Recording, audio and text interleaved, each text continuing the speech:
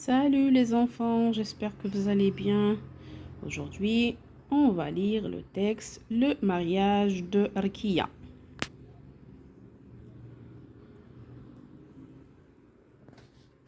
Le mariage de Arkia.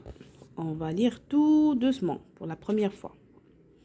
Le mariage est avec la naissance des enfants, l'événement le plus important de la vie de Montanart. La fête commence 2 jours avant la cérémonie. Elle-même, les familles des mariés se rendent les unes chez les autres pour l'interminable repas. Rassemblés dans une pièce, les hommes mangent en jouant de la musique. Tambour, bendir, flûte, awada et petite guitare, rabab ou gambri, accompagnant les chants. Leur sonorité est si violente que la maison semble d'avoir explosé. À la cuisine, les femmes préparent des plats traditionnels. Le plus fameux est le tagine, un plat de viande mijotée longuement avec quelques légumes et souvent un fruit séché qui lui donne son nom, tagine ou pruneau. Aux amandes, au citron, les femmes sont ensuite circulées sur de grands plateaux des piles de gâteaux aux amandes et aux noix. Le soir de la cérémonie, les hommes se retrouvent dans la maison du marié, les femmes dans celle de la mariée. La fête commence vraiment. Les deux époux ne se retrouvent que le lendemain, lorsque les hommes viennent enlever la mariée sur une mule pour l'emmener au grand galop vers la maison du marié. La mariée y accueillit avec le verre de lait qui symbolise le bonheur conjugal et la fécondité.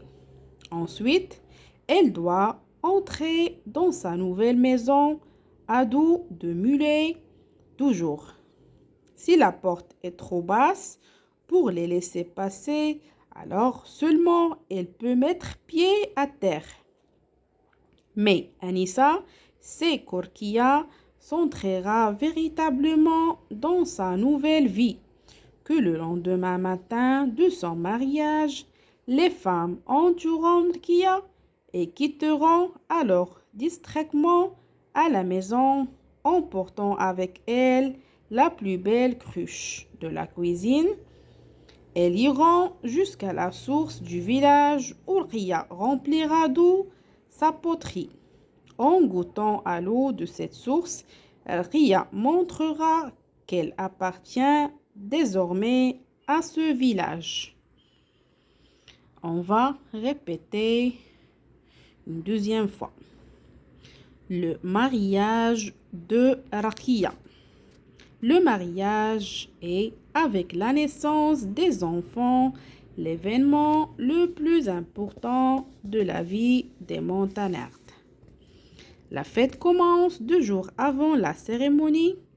Elle-même, les familles des mariés se rendent les unes chez les autres pour l'interminable repas. Rassemblés dans une pièce, les hommes mangent en jouant de la musique. Tambour, bendir, flûte, awada et petite guitare, rabab et gambri. Accompagnant les chants, leur sonorité est si violente que la maison semble devoir exploser. À la cuisine, les femmes préparent des plats traditionnels. Le plus fameux est le tagine, un plat de viande mijotée longuement avec quelques légumes et souvent un fruit séché qui lui donne son nom. Tagine au pruneau, aux amandes, au citron.